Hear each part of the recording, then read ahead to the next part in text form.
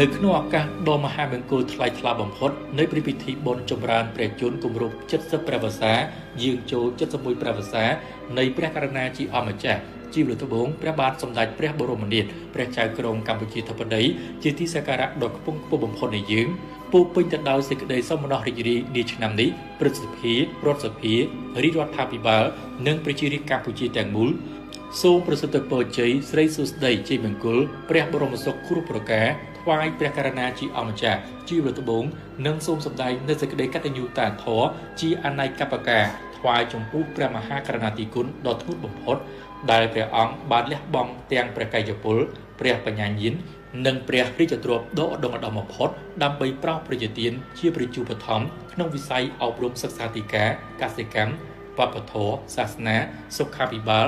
ការអភិវឌ្ឍគ្រប់ផ្នែកនៅទីជនបទព្រមទាំងមានព្រះរាជហឫទ័យសន្តោសប្រោសប្រណីដល់ជីវភាពប្រជារាស្ត្រទីត្រក្រនិងប្រជាកិច្ចក្នុងផ្នែកទំនាក់ទំនងអន្តរជាតិជាដើមដើម្បីបុព្វហេតុនៃភាពចម្រើនឆ្កុំឆ្កើងរបស់ជាតិមាតុភូមិនិងព្រះអង្គគង់នៅជាម្លប់ដ៏ត្រជាក់ត្រជុំក្នុងសេចក្តីសុខសន្តិភាព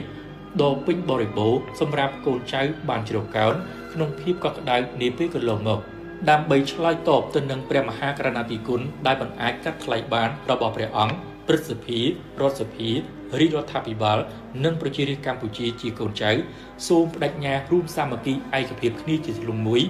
ក្នុងការខិតខំពុះពៀរកការលំបាកគ្រប់បែបយ៉ាងហើយខិតខំបង្កើនស្មារតីយកចិត្តទុកដាក់លើការអនុវត្តគ្រប់ភារកិច្ចតាមមុខជំនាញរៀងៗខ្លួនឲ្យបានសម្រេចលទ្ធផលយ៉ាងល្អប្រសើរគោរពដង្ហែតាមព្រះរាជតម្រិះដឹកនាំដ៏ឆ្លៀវវៃនិងប្រកបដោយព្រះរាជគតិបណ្ឌិតដ៏ខ្ពង់ខ្ពស់បំផុតនៃព្រះករុណាជាអម្ចាស់ជីវលត្បូងជាទីសក្ការៈដ៏ខ្ពង់ខ្ពស់បំផុត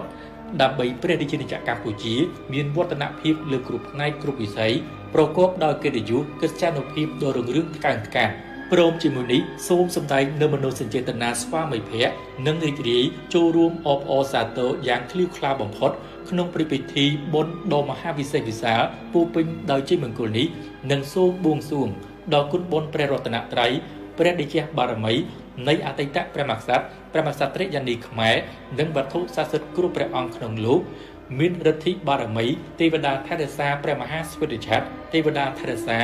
ព្រះរាជាណាចក្រកម្ពុជាក្នុងឆ្នាំថោះបច្ចស័កពុទ្ធសករាជ2567ព្រះនាមកេមេរាព្រះអិនព្រះព្រំជាដើមសូមជួយអភិបាលគ្រងរក្សានិងប្រោះព្រំនៅទឹកអមរិតប្រសិទ្ធពរជ័យបវរមហាប្រសាទថ្វាយព្រះករុណាជាអម្ចាស់ជីវលត្បូងប្រកបនៅព្រះបរមសុខគ្រប់ប្រការមានព្រះសុខភាពដ៏ល្អបរិបូរណ៍ចាប់ផុតពីព្រះរោគីទាំងឡាយព្រះកាយពលមមួនព្រះបញ្ញាញាណភ្លឺថ្លានិងមានព្រះជន្មយឺនយូរជាង100ព្រះវស្សាដើម្បីព្រះអង្គបានគង់ប្រថាប់សោយសុខក្នុងព្រះបរមសារីរិកសម្បត្តិដែលជាមហាមលុបដ៏ត្រជាក់ក្សេមខ្សាន្តសម្រាប់សន្តិភាពវិបុលភាពនិងភាពសុខដុមរមនា